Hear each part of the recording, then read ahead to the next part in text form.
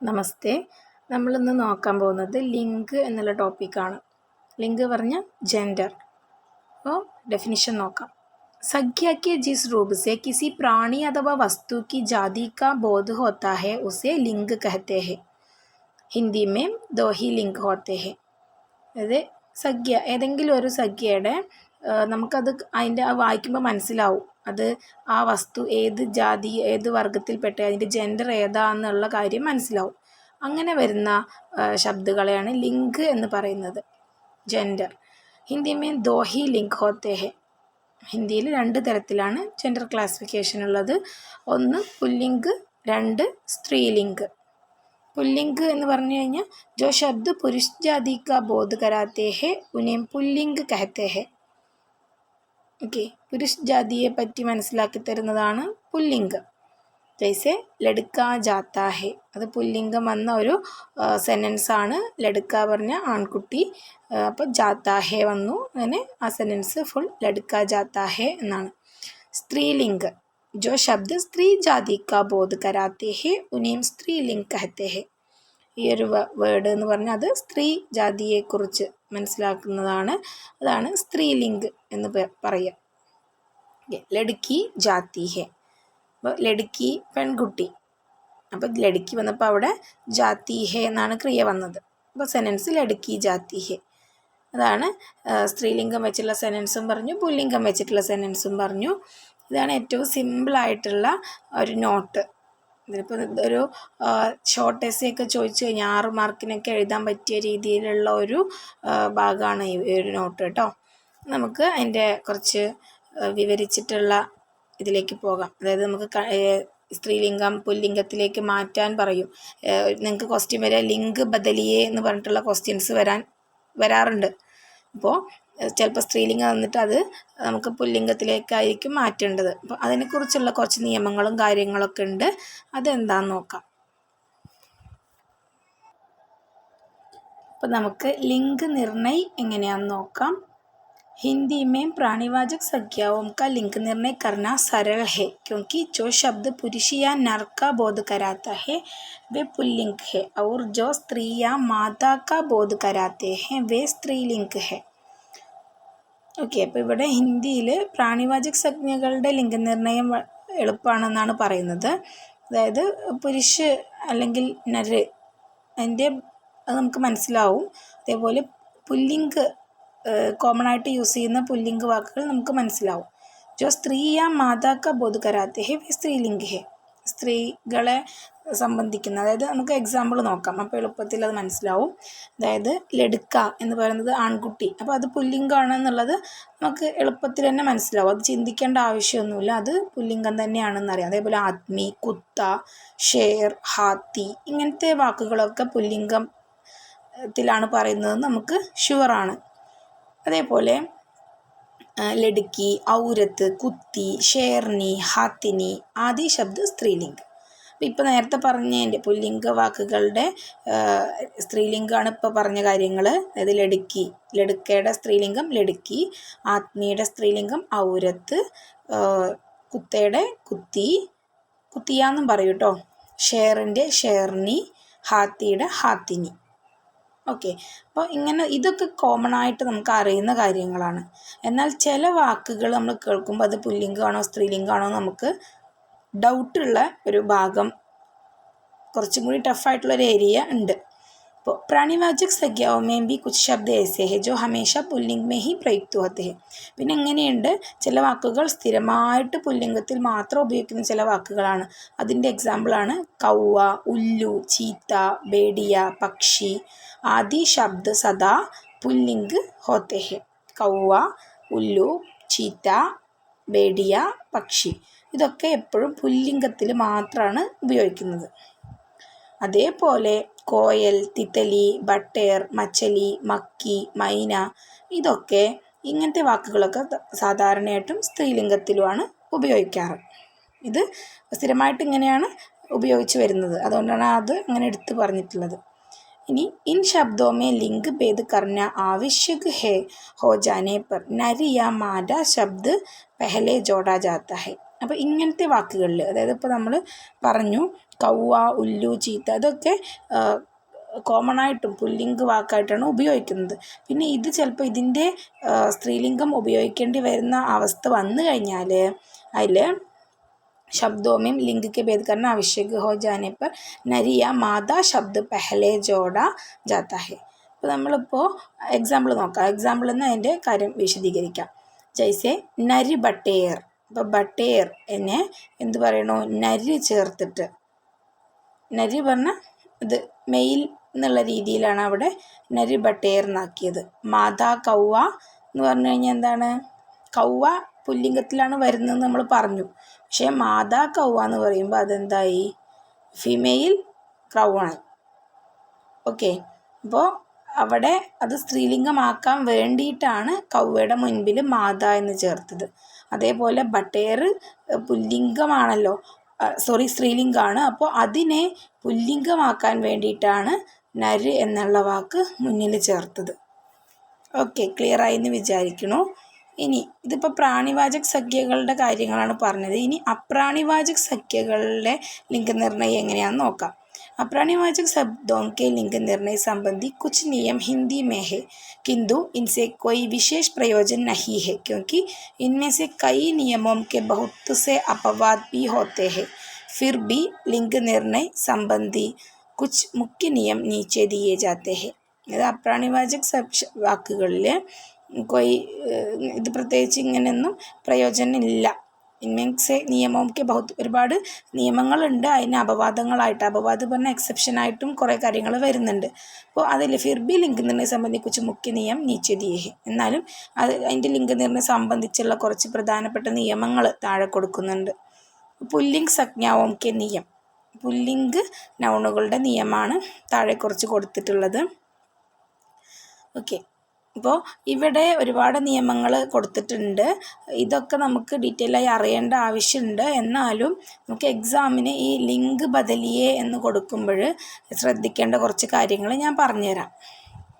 ഇപ്പോൾ നമ്മൾ ഒരു ബഡ എന്നൊരു വാക്ക്, അത് നമുക്ക് സ്ത്രീലിംഗമാക്കണം. അപ്പോൾ നമ്മൾ അതിൽ ഈ ചേർക്കണം. അപ്പോൾ ബഡി, അപ്പോൾ അത് സ്ത്രീലിംഗമായി. അതേപോലെ ഭല എന്ന് പറയുമ്പോൾ അതിൻ്റെ സ്ത്രീലിംഗാക്കൽ ഭലി എന്നായി.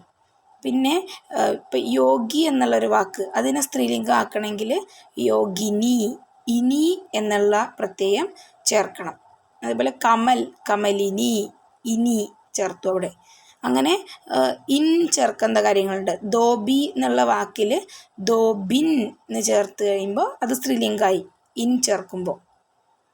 ഓക്കെ, പിന്നെ നീ മാത്രം ചേർക്കുക. അതായത് മോർ എന്നുള്ള പുല്ലിംഗ വാക്കിൽ നീ ചേർക്കുമ്പോൾ മോർനി സ്ത്രീലിംഗമായി മാറി. ചോർ, ചോർനി, അതും സ്ത്രീലിംഗമായി മാറി നീ ചേർക്കുമ്പോൾ. പിന്നെ അത് കഴിഞ്ഞ് ആനി എന്നുള്ള വാക്ക് ചേർക്കുക, പ്രത്യേകം ചേർക്കുക.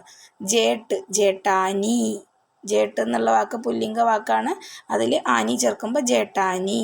ദേവർ എന്നുള്ള വാക്കിൽ ആനി ചേർക്കുമ്പോൾ ദേവരാനി, സ്ത്രീലിംഗം ദേവരാനിയായി മാറി. ഓക്കെ, പിന്നെ ആയിൻ എന്നുള്ള ഒരു പ്രത്യയം ചേർക്കുന്നത്. ഠാക്കൂർ എന്നുള്ള വാക്കിൽ ഠാക്കുരായിൻ, പണ്ഡിത്, പണ്ഡിതായിൻ.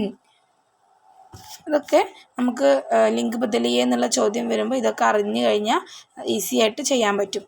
പിന്നെ ഇയ എന്നുള്ളത്, ബേട്ട എന്നുള്ള വാക്കിൽ ബിട്ടിയ എന്നാവും ഇയ ചേർക്കുമ്പോൾ. ബേട്ട പ്ലസ് ഇയ എന്നുവെച്ചാൽ ബിട്ടിയ.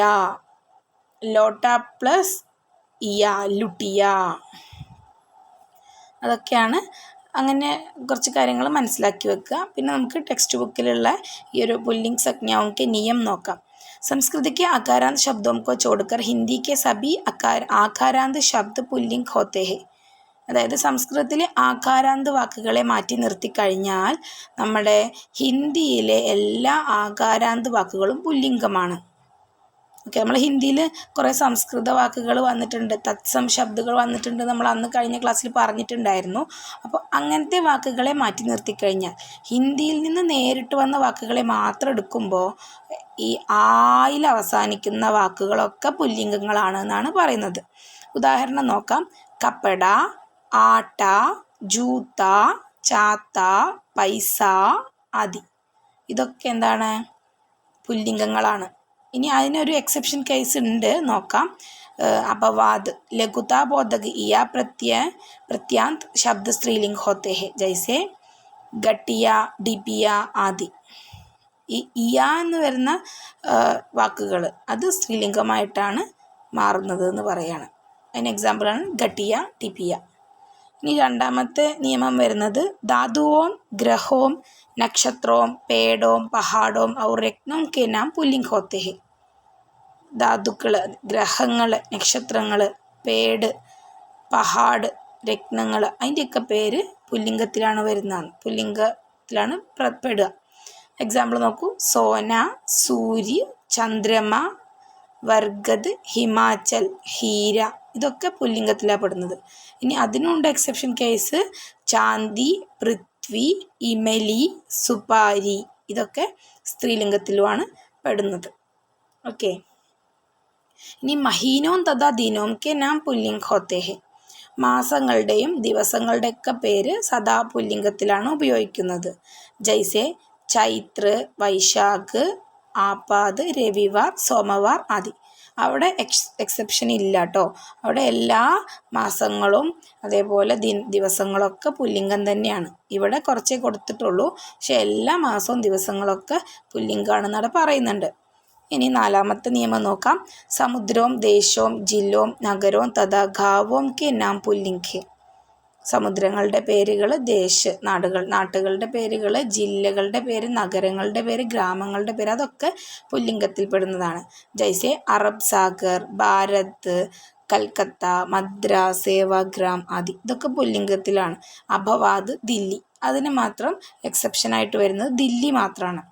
ओके. इनी अंजामते नियमम जिन भाववाचक संख्याओं के अंत में आव, पन, पा, त्व आदि प्रत्यय हो वे पुल्लिंग है, जैसे बहाव, बचपन, बूटापा, मनुष्यत्व आदि.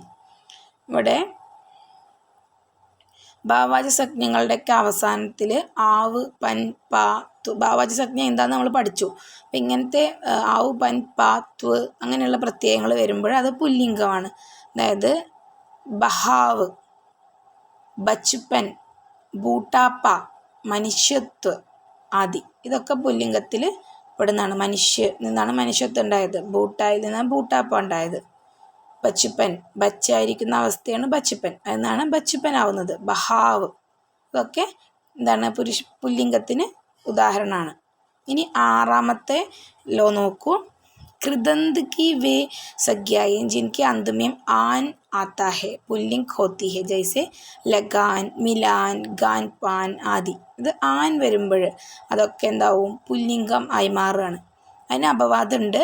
ഉഡാൻ, പഹച്ചാൻ, മുസ്കാൻ, അതൊക്കെ എന്താണ്ട് സ്ത്രീലിംഗമായിട്ടാണ് മാറുന്നത്. ഓക്കെ. ഇനി ക്രിയാർത്ഥക സംജ്ഞായം പുല്ലിംഗ് ഹെ, ജൈസെ ചലന, ഖേൽന, ദൗഡന ആദി. ക്രിയകളുള്ള നൗൺസ് അതൊക്കെ എന്താണ്? പുല്ലിംഗത്തിലാണ് വരുന്നത്. ചലന, ഖേൽന, ദൗഡന അതൊക്കെ. അനാജം കെ നാം പുല്ലിംഗ് ഹോത്തെ ഹെ. ഓക്കെ. ധാന്യങ്ങളുടെ പേരുകളൊക്കെ പുല്ലിംഗത്തിലാണ് വരുന്നത്.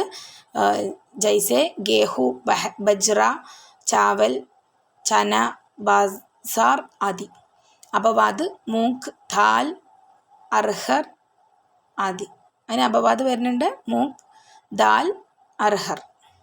ഇനി ഒൻപതാമത്തെ നിയമം. പ്രായ സബി ദ്രവ് പദാർത്ഥ പുല്ലിംഗ് ഹോത്തെ ഹെ, ജൈസെ പാനി, തേൽ, ദൂത്, ദഹി, ഗീ ആദി. എല്ലാ ദ്രവ്യ പദാർത്ഥങ്ങളും പുല്ലിംഗമാണ് വരുന്നത്. അതിന് അപവാദമുണ്ട്. ചാച്ച്, ലസ്സി, അതൊക്കെ സ്ത്രീലിംഗമാണ് വരുന്നത്. പത്താമത്തെ നിയമം. പ്രായ സബി അകാരാന്ത സംഖ്യായും പുല്ലിംഗ് ഹോത്തി ഹെ, ജൈസെ ഗർ, ജല്, ധല്, പല്, ധന്, പേട് ആദി. അകാരാന്ത സംജ്ഞകളൊക്കെ പുല്ലിംഗമായിട്ടാണ് വരുന്നത്. അതിന് ഉദാഹരണമാണ് ജല്, ഗർ, ധല്, പല്, ധന്, പേട് അതൊക്കെ. അതിന് അപവാദമായി വരുന്നത് ബാത്ത്, രാത്ത്, ഷാമ് ആദി. അതൊക്കെ സ്ത്രീലിംഗമാണ് വരുന്നത്. ബാത്ത്, രാത്ത്, ഷാം. ഇനി 11ാമത്തെ നിയമം. ഉറുദു കി വേ സംഖ്യായൻ ജിൻകെ അന്ത് മേം ആവ് ആത്താ ഹെ പുല്ലിംഗ് ഹോത്തി ഹെ. ഉറുദുവിലെ നൗൺസ്, അതായത് ആവ് എന്നുള്ള ഇതിൽ അവസാനിക്കുന്ന ഉറുദു നൗൺസിന് പുല്ലിംഗമാണ് അതിൽ വരുന്നത്. ജൈസെ ഗുലാബ്, ജവാബ്, ഹിസാബ് അതൊക്കെ ആവിൽ അവസാനിപ്പിക്കുന്നുണ്ട്. കബാവ് ആദി. അതിന് അപവാദമായിട്ട് വരുന്നത് കിതാബും ഷരാബുമാണ്. കിതാബ് സ്ത്രീലിംഗാണ്, ഷരാബ് സ്ത്രീലിംഗാണ്. ഇനി 12ാമത്തെ നിയമം നോക്കൂ. संस्कृत के वे ये सभी शब्द पुल्लिंग है जिनके अंत में ता, त्रा, आस, आप, आर और ന आते हैं. സംസ്കൃതത്തിലെ ഈ വാക്കുകളൊക്കെ ഇങ്ങനെ വരുന്ന വാക്കുകളൊക്കെ പുല്ലിംഗങ്ങൾ. എങ്ങനെ? അതിൻ്റെ അവസാനം താ വരുന്ന, ത്രാ വരുന്ന, ആസ്, ആപ്പ്, ആർ, ന, ഇങ്ങനെ സംസ്കൃത വാക്കുകൾ ഈ അക്ഷരങ്ങളിൽ അവസാനിക്കുന്ന സംസ്കൃത വാക്കുകളൊക്കെ പുല്ലിംഗങ്ങളാണെന്നാണ് പറയുന്നത്. ഇനി ജൈസെ ഗീത്, മിത്ര, ത്രാസ്, താബ്, വികാർ, വചൻ ആദി. അതിന് എക്സാമ്പിളുകളാണ് ഇപ്പോൾ പറഞ്ഞത്. ഇനി 13ാമത്തെ നിയമം നോക്കൂ. ഉറുദു കി വേ സംഖ്യായേം പുല്ലിംഗ് ഹെ ജിൻകെ അന്ത് മേം ആൻ, ആൽ, ആർ ആദി ആത്തെ ഹെ. ഉറുദുവിലെ ഈ സംജ്ഞകളൊക്കെ പുല്ലിംഗങ്ങളാണ്. അത് ഏതൊക്കെയാണ്? ആൻ, ആൽ, ആർ ആദി മുതലായ ഇതിൽ അവസാനിക്കുന്ന വാക്കുകളൊക്കെ പുല്ലിംഗങ്ങളാണ്. അതായത് അതിന് ഉദാഹരണം നോക്കൂ. മക്കാൻ, ബാസാർ, സവാൽ. കണ്ടോ? ആൻ, മക്കാനിൽ ആനിൽ അവസാനിച്ചു, ബാസാറിൽ ആറിൽ അവസാനിച്ചു, സവാൽ ആലിൽ അവസാനിച്ചു. ഇങ്ങനത്തെ വാക്കുകളൊക്കെ പുല്ലിംഗങ്ങളാണ് ഉറുദുവിലെ നൗൺസിൽ കേട്ടോ. ഇനി അപവാദ്, അതിനും ഒരു എക്സെപ്ഷൻ കേസ് ഉണ്ട്. ദൂക്കാൻ, സർക്കാർ, തക്രാർ, ആ വേർഡുകളൊക്കെ സ്ത്രീലിംഗമായിട്ടാണ് ഉപയോഗിക്കാറ്. ഓക്കെ. ഇനി സ്ത്രീലിംഗ് ശബ്ദം കെ നിയം, സ്ത്രീലിംഗ വാക്കുകളുടെ നിയമങ്ങൾ. ഹിന്ദി കെ പ്രായഃ സബി ഈകാരാന്ത് ശബ്ദ സ്ത്രീലിംഗ് ഹെ. ജൈസെ നമ്മൾ ഹിന്ദിയിലുള്ള ഈകാരാന്ത് വാക്കുകളൊക്കെ എന്താണ്? സ്ത്രീലിംഗമാണ്. ഉദാഹരണം നോക്കൂ. ജൈസെ മിട്ടി, ചട്ടായി, ചാർപ്പായി, ഢാലി, ഖലി, ടോപ്പി ആദി. അതിലൊക്കെ ഇകാരാണല്ലോ വരുന്നത്. മിട്ടി, ചട്ടായി, ചർപ്പായി അങ്ങനെയുള്ള വാക്കുകളൊക്കെ സ്ത്രീലിംഗത്തിലാണ് പെടുന്നത്. അതിലും ഉണ്ട് എക്സെപ്ഷൻ കേസ്. മോത്തി, ദഹി, പാനി, ജി അതൊക്കെ പുല്ലിംഗാണ്. ഓക്കെ. 2ാമത്തെ നിയമം നോക്കൂ. ഭാഷാओं के नाम स्त्रीलिंग होते हैं जैसे ഹിന്ദി, അംഗ്രേസി, തമിഴ്, അറബി, ഫാസി ആദി. ഭാഷകളുടെ പേരുകളൊക്കെ സ്ത്രീലിംഗത്തിലാണ് പറയപ്പെടുന്നത്. ഹിന്ദിയും അംഗ്രേസിയും തമിഴും അറബിയും ഫാർസിയൊക്കെ. അതിന് എക്സെപ്ഷൻ ഇല്ല. ഇനി 3, നദിയോം കെ നാം സ്ത്രീലിംഗ് ഹോത്തെ ഹെ. നദികളുടെ പേരുകൾ സ്ത്രീലിംഗത്തിലാണ് പറയുന്നത്. ഗംഗ, കാവേരി ആദി. 4ാമത്തെ നിയമം. ജിൻ സംഖ്യാओं के अंत में आई हो वे स्त्रीलिंग है. ആയിയിൽ അവസാനിക്കുന്ന സംജ്ഞകൾ അത് സ്ത്രീലിംഗമാണ്. ജൈസെ പടായി, ഭുനായി ആദി. ഇനി 5ാമത്തെ.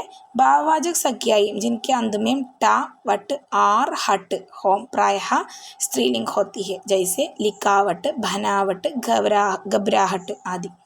ഇങ്ങനത്തെ ടാ, വട്ട്, ആർ അങ്ങനെയൊക്കെയുള്ള പ്രത്യയങ്ങളിൽ അവസാനിക്കുന്ന വാക്കുകളൊക്കെ സ്ത്രീലിംഗത്തിലാണ് പെടുക. ഉദാഹരണം ലിഖാവട്ട്, ബനാവട്ട്, ഘബ്രാഹട്ട്. അതിന് അപവാദമായിട്ട് വരുന്നത് പേട്ട്, ഘാട്ട്, ഘൂങ്കട്ട് അതൊക്കെ പുല്ലിംഗാണ്. അതുകൊണ്ടാണ് അത് അപവാദമായിൽ വരുന്നത്. ഇനി 6ാമത്തെ നിയമം നോക്കൂ.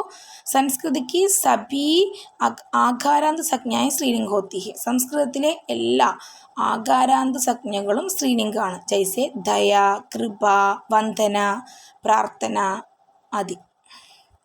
ഇനി 7ാമത്തെ നോക്കൂ.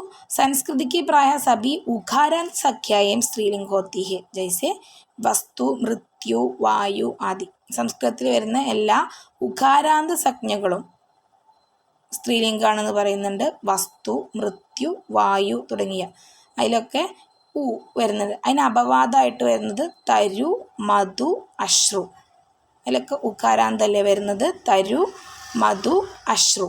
ഇനി 8ാമത്തെ നിയമം. സംസ്കൃതിക്ക് താ പ്രത്യയാന്ത സംഖ്യായം പ്രായ സ്ത്രീലിംഗ ഹോത്തി ഹെ. ജൈസെ സഹായത, ദയാലുത, മൂർഖത ആദി. തായിൽ അവസാനിക്കുന്ന സംജ്ഞകളൊക്കെ സ്ത്രീലിംഗാണ്. അതാണ് സഹായത, ദയാലുത, മൂർഖത. അതിന് അപവാദമായിട്ട് വരുന്നതാണ് ദാത, കർത്ത ഈ വാക്കുകളൊക്കെ. ഇനി 9ാമത് വരുന്നത് സംസ്കൃതിക്ക് ഈകാരാന്ത സംഖ്യായം സ്ത്രീലിംഗ ഹോത്തി ഹെ. ജൈസെ മണി, രുചി, രാശി ആദി. സംസ്കൃതത്തിലെ ഇകാരാന്ത സംജ്ഞകളൊക്കെ സ്ത്രീലിംഗമായിട്ടാണ് വരുന്നത്. മണി, രുചി അതൊക്കെ ഈകാരാന്തത്തിൽ അവസാനിക്കുന്നതാണ്. അതുകൊണ്ട് അതൊക്കെ സ്ത്രീലിംഗമാണ്. അതിന് അപവാദമായി വരുന്നത് ഗിരി, വാരി, മുനി അതൊക്കെ പുല്ലിംഗം വാക്കുകളാണ്. ഇനി 10ാമത്തെ നിയമം. ഇമ പ്രത്യയാന്ത സംജ്ഞായേം പ്രായ സ്ത്രീലിംഗ് ഹോത്തി ഹെ. ഇമ എന്നുള്ള പ്രത്യയത്തിൽ അവസാനിക്കുന്ന വാക്കുകളൊക്കെ സ്ത്രീലിംഗമാണ്. ജൈസെ ഗരിമ, മഹിമ, പൂർണിമ ആദി. അതൊക്കെ ഇമ, ഗരിമ, ഗരി പ്ലസ് ഇമ, ഗരിമ. അങ്ങനെ ഇമയിൽ അവസാനിക്കുന്ന. ഇനി 10ാമത്തെ നിയമം, ഉറുദു കി പ്രായ സബി അകാരാന്ത് സജ്ഞായും സ്ത്രീലിംഗ് ഹോത്തി ഹെ. ഉറുദുവിലെ മിക്കവാറും അകാരാന്ത സജ്ഞകളൊക്കെ സ്ത്രീലിംഗാണ്. ജൈസെ തലാഷ്, കോശിഷ്, ലാഷ്. ഓക്കെ, അതൊക്കെ അകാരാന്ത്. അപവാദമായിട്ട് വരുന്നത് ഹോഷ്, താഷ്. 12ാമത്തെ നിയമം, തിഥിയോം ഔർ നക്ഷത്രം കെ നാം പ്രായ സ്ത്രീലിംഗ് ഹോത്തി ഹെ. തീയതികൾ അതേപോലെ നക്ഷത്രങ്ങളുടെ പേര് അതൊക്കെ സ്ത്രീലിംഗമായിട്ടാണ് വരുന്നത്.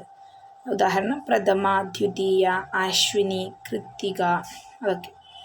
13ാമത്തെ നിയമം, ഭോജനോം കെ നാം പ്രായ സ്ത്രീലിംഗ് ഹോത്തി ഹെ.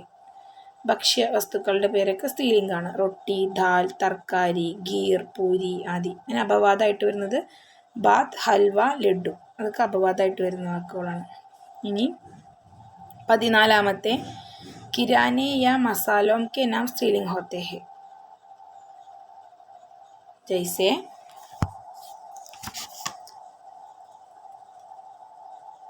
ലൗക്, ഇലായ്ച്ചി, സുപാരി ആദി. ഇനി നമുക്ക്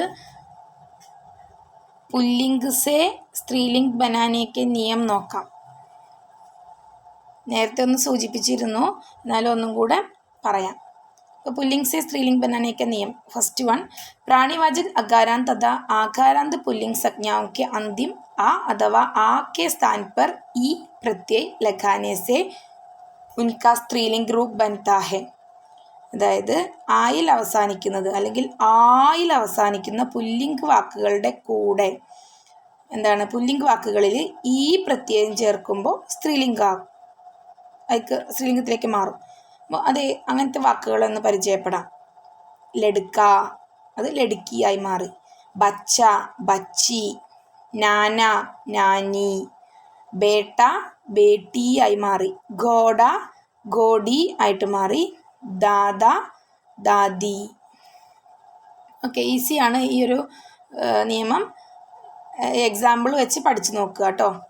ഇനി രണ്ടാമത്തെ നിയമം, कुछ आकारांत संज्ञाओं के अंतिम आ को इया कर देने से उनका स्त्रीलिंग रूप बनता है. जैसे അത് ആയിൽ അവസാനിക്കുന്ന പുല്ലിംഗം അതിനെ നമ്മൾ ഇയ അതിൽ ചേർക്കുമ്പോഴാണ് അത് സ്ത്രീലിംഗമായി മാറുന്നത്. ഇയ പ്രത്യയം ചേർക്കുമ്പോൾ. ഇപ്പോൾ കുത്ത എന്നുള്ള എക്സാമ്പിൾ എടുക്കാം നമുക്ക്. കുത്ത എന്നുള്ള വാക്കിൽ ഇയ ചേർക്കുമ്പോൾ അതെന്തായി? കുത്തിയ എന്നായി. അങ്ങനെ അത് സ്ത്രീലിംഗമായി മാറുകയാണ്. ഓക്കെ, അതേപോലെ ബൂട്ട, ബുട്ടിയ. ചൂഹ, ചുഹിയ. ബേട്ട, ബിട്ടിയ. അതൊക്കെ ബേട്ടയുടെ സ്ത്രീലിംഗം ബിട്ടിയ. അങ്ങനെ സ്ത്രീലിംഗത്തിലേക്ക് മാറുകയാണ്. ഇനി മൂന്നാമത്തെ നിയമം, व्यवसाय बोधक संज्ञाओं के अंत में इन प्रत्यय लगाने से वे स्त्रीलिंग बन जाती है. जैसे ओके, അതായത് ഈ വ്യവസായ പദകം പറഞ്ഞാൽ ഈ ജോലിയുമായി ബന്ധപ്പെട്ടുള്ള സംജ്ഞകൾ അതിലൊക്കെ ഇൻ ചേർക്കുമ്പോഴാണ് അത് സ്ത്രീലിംഗമായി മാറുന്നത്. അങ്ങനത്തെ അതായത് നമുക്ക് നോക്കാം, എക്സാമ്പിൾ നോക്കാം. ദോബി, അലക്കുകാരൻ. അതിൽ ഇൻ ചേർക്കുമ്പോൾ എന്തായി? ദോബിൻ, അലക്കുകാരിയായി മാറി. ഇൻ ചേർക്കുമ്പോൾ സ്ത്രീലിംഗമായി മാറുകയാണ്. അപ്പം നായി, നായിൻ. മാലി, മാലിൻ. ധോബി, ധോബിൻ. കഹാർ, കഹാരിൻ. തേലി, തേലിൻ. സുനാർ, സുനാരിൻ. ओके, इनके अतिरिक्त कुछ संबंधवाचक शब्दों तथा मनुष्येतर प्राणीवाचक संज्ञाओं में इन प्रत्यय जोड़ने से उनके स्त्रीलिंग रूप बन जाते हैं. जैसे समधि, समधिन. भाग, भागिन. നാഗ്, നാഗിൻ. അതേപോലെ ഇൻ പ്രത്യയം ചേർക്കുമ്പോൾ മനുഷ്യേതർ പ്രാണിവാചക സംജ്ഞകളിൽ ഇൻ പ്രത്യയം ചേർക്കുമ്പോൾ മാറുന്നതാണ്. ഓക്കെ, ഇനി നാലാമത്തെ നിയമം നോക്കൂ. कुछ अकारांत संज्ञाओं के अंदर में नी तथा आनी प्रत्यय जोड़ने से स्त्रीलिंग शब्द बनते हैं. जैसे ചില അകാരാന്ത സംജ്ഞകളിലെ അവസാനം നീ അല്ലെങ്കിൽ ആനി എന്നുള്ള പ്രത്യയം ചേർക്കുമ്പോൾ അത് സ്ത്രീലിംഗമായി മാറും.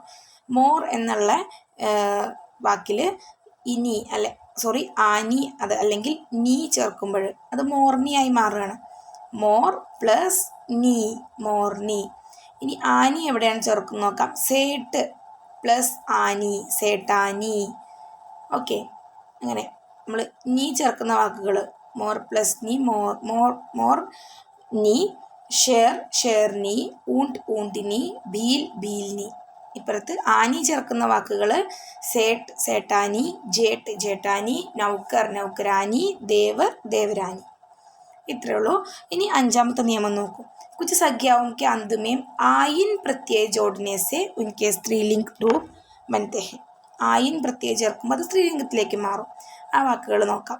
ബനിയ ബനിയായിൻ, പണ്ഡിത് പണ്ഡിതായിൻ, മിശ്ര മിശ്രായിൻ, ഗുരു ഗുരുവായിൻ, ചൗധരി ചൗധരായിൻ, ചൗബെ ചൗബായിൻ. അങ്ങനെ വാക്ക് കൺവേർട്ട് ചെയ്തു. इनी 6ാമത്തെ നിയമം. संस्कृत के हिंदी में आए पुल्लिंग शब्दों के स्त्रीलिंग रूप बहुता संस्कृत के नियमों के अनुसार ही होते हैं. സംസ്കൃതത്തിൽ നിന്ന് ഹിന്ദിയിലേക്ക് വന്ന പുല്ലിംഗം വാക്കുകളുടെ സ്ത്രീലിംഗ രൂപം ഉണ്ടാക്കാനുള്ള ഒരു ട്രിക്ക് അത് സംസ്കൃത നിയമങ്ങളനുസരിച്ച് മാത്രമാണ്. വിദ്വാൻ വിദുഷി, പുത്ര പുത്രി, ബാലക് ബാലിക. അതായത് അതിപ്പോൾ നമുക്കിങ്ങനെ പ്രത്യേകിച്ചൊന്നും പറയാൻ പറ്റില്ല. വിദ്വാൻ എന്നുള്ളത് വിദുഷിയായി, പുത്ര പുത്രിയായി, ബാലക് ബാലികയായി, विद्यार्थी विद्यार्थिनी आई, प्रिय प्रिया, पूज्य पूज्य. അങ്ങനെ. ഇനി 7ാമത്തെ നിയമം. ഹിന്ദി के अनेक पुल्लिंग शब्दों के स्त्रीलिंग रूप सर्वदा भिन्न होते हैं.